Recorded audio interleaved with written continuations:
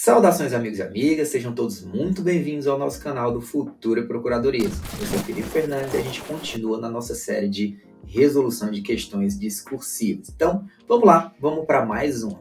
Mas antes de qualquer coisa, se você gosta do nosso conteúdo, se você curte aqui isso que a gente apresenta para vocês todas as semanas, se inscreve no canal, deixa o like no vídeo, assim você faz com que o algoritmo entenda que você curte o que a gente está fazendo e entrega para mais gente, assim a gente consegue produzir mais e todo mundo fica feliz. Rapidinho para vocês, para a gente significa demais. Então vamos lá, vem com a gente. Vamos lá, questão do Sebrasp, Procurador do Estado, agora PGR Rondônia. Olha só que questão interessante, uma questão de resolução.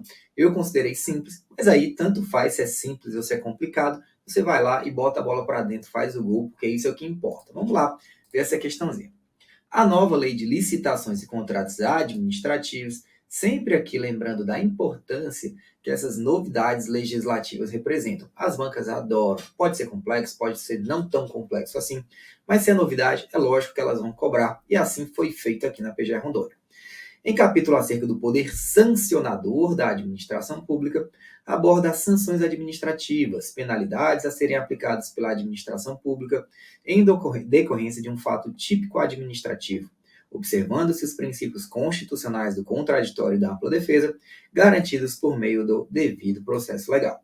A aplicação das sanções administrativas tem dupla finalidade. A primeira, de caráter educativo, busca mostrar à licitante barra contratada que ela cometeu o ato ilícito e também às demais licitantes ou contratadas que tais condutas não serão toleradas pela administração. A outra finalidade da sanção administrativa, de caráter repressivo, busca impedir que a administração e a sociedade sofram prejuízos por conta do descumprimento de obrigações por licitantes e ou contratadas, né, barra contratadas aqui. Considerando que o texto precedente tem caráter unicamente motivador, então vai lá, não se prenda ao texto, redija um texto acerca das sanções administrativas previstas na Lei 14.133 de 2021, abordando necessariamente os seguintes aspectos. Vamos lá, os 3 aspectos que eles deixaram para que nós observemos. Primeiro, as espécies de sanções administrativas, vale 1 ponto, e a sua aplicabilidade, gradação e dosimetria, valendo 1 ponto também. 2. O caráter discricionário ou poder-dever da administração pública na aplicação das sanções. E o item 3, que foi anulado, mas a gente vai dar uma contextualizada, vai dar uma explicada para vocês, era para dizer o âmbito da abrangência dos efeitos da sanção de suspensão do direito de licitar e contratar com a administração pública, de acordo com a jurisprudência do Tribunal de Contas da União. Então vamos lá, deixa eu conversar um pouquinho com vocês. Veja lá, nova lei de licitações e contratos administrativos. Não sei por quanto tempo a gente vai continuar chamando de nova lei, né? Porque a gente tem, até hoje eu falo, mas aí eu me corrijo logo na sequência, eu falo novo CPC. O CPC é de 2015, teve gente que entrou na faculdade, já depois dele já saiu, e aqui o professor Felipe tá falando novo CPC. Não falo, tá? Mas, quer dizer, eu cometo ato falho de às vezes falar e corrigir. Enfim, brincadeiras à parte. Vamos lá, a gente vai tratar da Lei 14.133, nova lei de licitações. Ela ainda coexiste neste momento com a Lei 8.666 de 93, aquela tradicionalíssima que nos acompanhou. Novo diploma, reuniu várias leis dentro dela, trouxe aí algumas novidades, várias novidades, várias modificações no que tange ao regime de licitações e contratações públicas. E aí a banca queria que você tivesse essa percepção acerca das sanções administrativas. E vejo como as respostas foram bem simplificadas. Tudo bem, que aqui você ia escrever mais se fosse na sua prova. Mas você já teve aquele texto de apoio, ela disse que não tem nada a ver, mas aí já abre um pouquinho a nossa visão. E aí você tinha que lembrar, ou pelo menos aí vislumbrar quais seriam as sanções e tratar e observar como esse diploma legislativo os trata. Vamos dar uma olhada aqui como é que ficou o espelho. Cara, olha aqui, coisa simples. As sanções administrativas, isso aqui é uma resposta da banca, tá? As sanções administrativas dispostas na Lei 14.133 de 2021 são advertência, deixa eu botar aqui o meu redondinho, eu achei ele bonitinho. Advertência, multa, impedimento de licitar e contratar e declaração de inidoneidade. Então veja, parte da resposta aqui, a qual a banca atribuiu 1 ponto, era justamente para que você dissesse essas 4 sanções administrativas aqui, que estão na lei. Elas estão lá, ó, no artigo 156. Artigo 156 da Lei 14.133 de 2021. E aqui a gente vê a importância da lei seca. Seja para você se habituar com o seu VADMECUM, se for uma prova pesquisada, seja para você lembrar se for uma prova não pesquisada. Mas foi lei seca pura aqui. Detalhe também. Quando se trata de um novo diploma legislativo, uma nova lei, não deu tempo ainda dos tribunais terem criado tanta jurisprudência. Estão ainda, o judiciário é inerte, né? As questões estão sendo levadas a ele, e aí aos poucos a jurisprudência vai sendo construída. Assim que a lei sai, a tendência é que não haja grandes voos jurisprudenciais. Então a banca joga seguro, ela vai muito na lei seca, ela não vai inventar. Então olha lá, ela queria que você falasse isso aqui: advertência, multa, impedimento de licitar e contratar, e declaração de inidoneidade para licitar ou contratar. Ponto, um pontinho garantido para você aqui. E olha, foi justamente, olha aqui os quesitos avaliados. Se você não indicou nenhuma das sanções, aí zerou. E aí vai subindo, indicou 1, indicou 2, indicou 3, indicou 4. Agora veja que a banca tirou um pontinho de quem acrescentou sanção não prevista nesse diploma legal. Então vamos dizer que você traz uma sanção ali que não está prevista, né? Você inventou, você trouxe a mais, você se confundiu com um tipo lá da Lei 8666 de 93, que não foi tratado aqui, você viu que ele pediu da 14133, você pode ter perdido um ponto. Então a banca cobrou de forma muito objetiva, muito honesta, com muita exatidão, que você trouxesse literalmente os 4 tipos ali previstos no artigo 156 da Lei de Licitações. Tranquilamente, tranquilo, né, para quem observou isso antes. Então, se você indicou as 4 e só as 4, ganhou a pontuação completa neste quesito. Mas aí teve a questão da gradação também, né? Veja só, a banca trouxe alguns aspectos relativos à gradação. A resposta da banca foi quebrada aqui em 3 aspectos, né? Primeiro, a gradação obedece a essa ordem, assim, a advertência é a mais branda das sanções, enquanto a declaração de inidoneidade é a mais severa. Você pode olhar aqui, olha, no 156, o mais brando começa aqui, vai piorando a situação do cara até chegar no item 4. Então veja que a gradação aqui, justamente, ela foi crescente, né? Da menos grave para a mais grave, ou da mais branda, enquanto a declaração de inidoneidade é a mais severa. Era isso que a banca queria que você dissesse. Então, tranquilo. Nesse contexto, a aplicabilidade de cada uma está atrelada à gravidade da infração cometida. É óbvio, né, pessoal? O princípio da proporcionalidade aqui. Você não pode utilizar uma sanção extremamente severa para algo que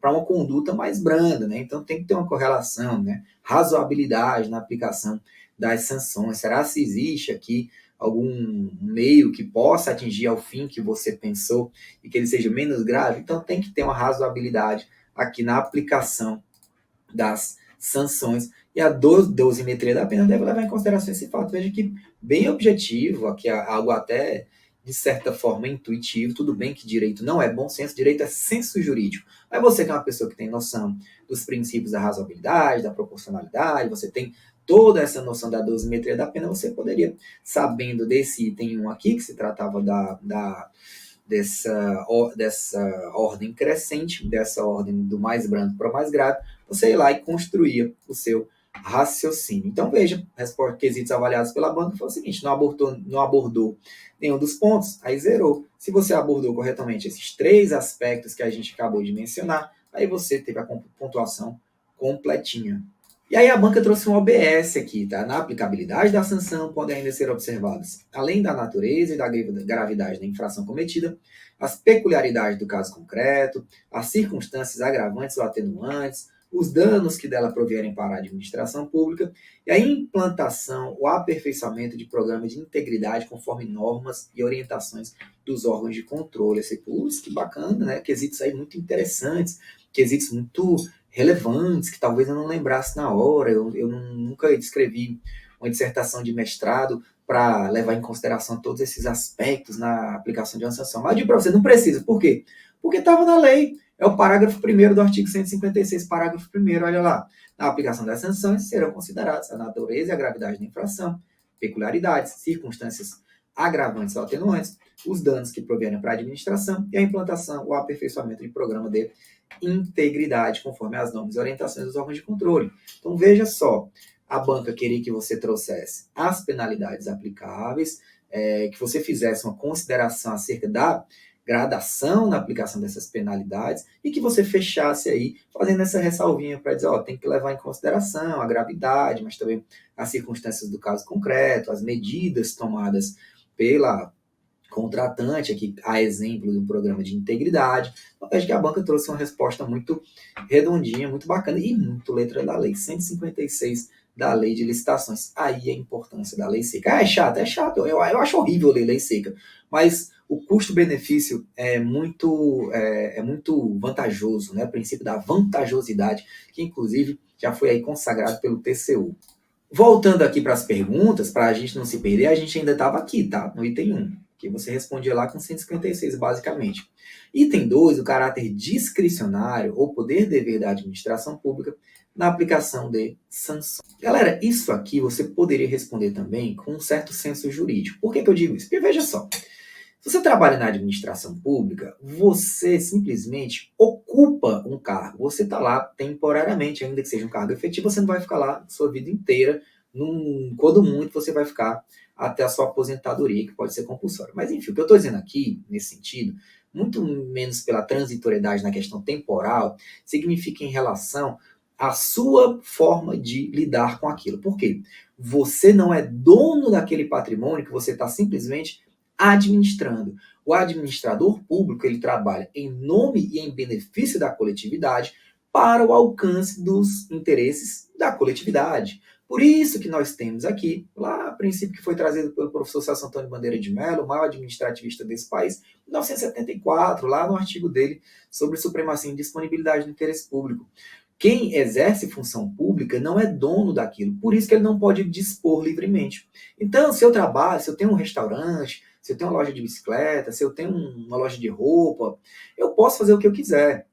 Se alguém comete uma infração ali dentro, vai contra o meu regulamento, e eu quero perdoar, eu posso perdoar, é problema meu. Eu posso perdoar meu funcionário. Inclusive, por isso que no direito do trabalho existe a figura do perdão tácito, porque o administrador, né, o gestor aqui privado, ele pode observar ali e dizer, não, tá, o empregado cometeu uma falta grave, mas eu opto por não punir, eu não vou fazer nada, eu vou deixar para lá, porque eu gosto dele, eu gosto da pessoa dele, porque eu tenho um bom coração, etc, etc. Na administração pública é diferente. Você não tem simplesmente um poder.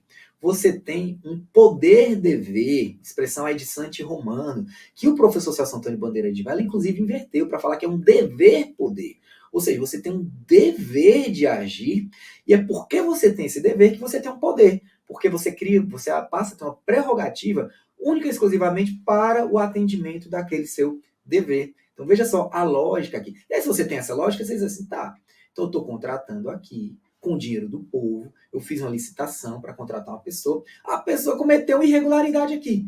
Depois de tudo isso que eu falei, eu posso simplesmente chegar e dizer, não, tá tranquilo, fera, eu te perdoo dessa vez, tem problema não, eu não vou te aplicar a sanção, porque eu tô de boa hoje, meu time ganhou, tô de bom humor, fica de boa. Só dessa vez, tá? Na próxima eu vou te punir. O administrador pode fazer isso? Pode? Não pode, né, pessoal? É o dever poder da administração pública. A banca disse o quê? Resposta da banca.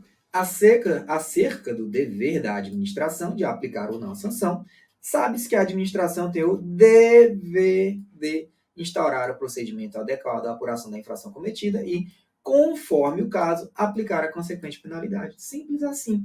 Então, lógico, aqui não é também uma tirania, né? Ela não vai sair punindo as pessoas aleatoriamente. Constatado que houve um fato, algo que possa ser um fato típico, né? Indícios de autoria e materialidade, ela tem que instaurar um procedimento conforme sua legislação para apurar aquilo ali. Ela tem o dever de fazer isso. Pode chegar no final e concluir, não teve irregularidade, né? Então, beleza, vida que segue. Mas foi porque ele quis, a bel prazer dele de expor daquilo, não foi. Foi porque, conforme as normas estabelecidas no ordenamento jurídico, havia ali a constatação de que não houve infração. Não havendo infração, não tem como haver penalidade. Por outro lado, havendo infração, tem que haver penalidade. Então, essa é a ideia que existe o dever-poder de investigar. A banca botou dever, beleza, tá tranquilo? Tem problema não. É isso. Assim ficou. Olha aí que item bem tranquilinho para você tratar. Quesitos avaliados. Não abordou o dever da administração de instaurar o procedimento. Zerou. Abordou o dever da administração de instaurar o procedimento adequado à apuração da infração cometida e de aplicar a consequente penalidade. tranquilaço, tranquilo, você vai lá e mata no peito. Agora vamos ver o terceiro item, né? Prometi para vocês que a gente ia dar uma olhada. A banca deu aquela fugidinha aqui, ela se traiu, né? Acontece, nós somos seres humanos, nós erramos, o examinador é um ser humano também, e às vezes eles erram, e aí eles reconhecem esse erro. Vamos lá, item 3. O âmbito de abrangência, estou recapitulando para vocês, né? Deixando aqui taxado, porque ele foi anulado. O âmbito de abrangência dos efeitos da sanção de suspensão do direito de licitar e contratar com a administração pública de acordo com a jurisprudência do TCU. Aí aqui, ó, foi anulado em decorrência do conteúdo ser exigido na Lei 14.133 e não da Lei 8666 de 93. Pontuação correspondente ao quesito atribuída integralmente ao espelho de avaliação das provas discursivas corrigidas. Então, todo mundo ganhou esse ponto, tá? Mas a banca se confundiu, porque a denunciada, ela pediu de acordo as penalidades de acordo com a Lei 14.133. Inclusive, ela disse, se você falou todas as penalidades da Lei 14.133, falou uma a mais que não estava lá, você perdeu ponto. A gente viu isso lá no começo. Então, a banca achou por bem anular. Mas vamos dar uma recapitulada como é que funciona isso aqui, o que foi que mudou e por que ela acabou anulando. Basicamente, a banca utilizou a terminologia ou tipo trazido na Lei 8666 de 93, que, como dito, não é o que foi cobrado aí denunciado. E aí, por essa razão, ela acabou anulando. Mas vamos lá como é que era, como é que ficou. Quadrinho aqui para vocês que tem no meu livro, tá? Nova Lei de Licitações e Contratos para a Advocacia Pública. Vou fazer propaganda aqui. Eu, professor Rodolfo, escrevemos esse livro, a gente tem muito carinho por ele. Mas vê lá, esse quadrinho tá lá. Na Lei 8666 de 93, no artigo 87, tinha o tipo aqui de suspensão temporária de participação em licitação e impedimento de contratar com a administração por prazo não superior a 2 anos. Como é que ficou na Lei 14.133? Impedimento de licitar e contratar. Então, vejam que a menção aqui da banca se referia propriamente à terminologia da legislação anterior, que não é mais o que a gente quer. Então, é isso aqui. E só a título de curiosidade, o Tribunal de Contas ele considerava que a extensão dessa penalidade ela se restringia ao próprio órgão ou entidade que aplicou aquela penalidade. Essa era basicamente a jurisprudência do TCU. Agora, com a nova lei, a gente vai ter que esperar ver como é que ele vai se manifestar. Mas a própria lei, eu acho que ele, penso eu, que vai ter, não vai poder alçar voos tão altos, tão longe da Terra, porque a própria lei deixou muito claro como é a aplicação, qual é o âmbito de abrangência dessa penalidade. Vamos ver comigo. De acordo com a nova lei, a pena de impedimento de licitar e contratar abrange a administração pública direta e indireta do ente federado que aplicou a sanção. Então, por exemplo, foi uma autarquia estadual que aplicou a sanção, vai abranger todo aquele estado, né? Abrange todo o ente relativo àquela entidade que aplicou a penalidade. Isso no impedimento. Porque, vejam vocês, na declaração de inidoneidade, que é aquela mais grave, né, que a gente viu que tem uma gradação de penas, se estende para a administração direta e indireta de todos os entes federados, independentemente de quem tem aplicado.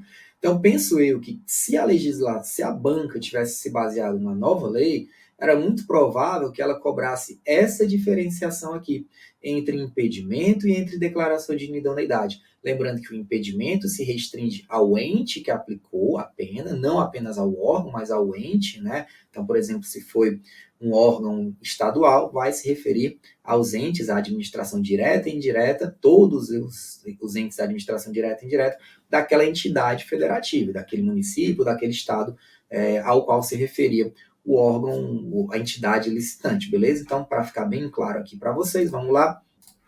Toda a administração pública direta e indireta do ente federado que aplicou. Não gosto dessa expressão doente, mas está na lei desse jeito, porque parece que a pessoa não está bem de saúde. Então, toda ela daquele ente federado que aplicou. Se for inidoneidade, é de todo mundo, é de todos os entes federados. Então, acredito eu que se a banca fosse cobrar de acordo com a Lei 14.133, né, o que não teria levado à anulação, teria se dado dessa maneira. Mas é isso. Tá aí, a gente resolve para vocês. Foi um grande prazer estar aqui. Gosto muito que vocês mandam os comentários aí no vídeo, que vocês dão força para a gente continuar. Continuam mandando, comente aí, gostou, não gostou. O pessoal fala às vezes aí, fala que curtiu, tem gente que questiona. Comente livremente aqui, diga o que você achou, indique para o pessoal. Conteúdo gratuito aqui, tá, galera? A gente está fazendo aqui para que vocês possam passar, para que vocês possam ser felizes aí na sua vida profissional, consigam lograr o êxito que vocês estão buscando. Beleza? Um grande abraço e até a próxima.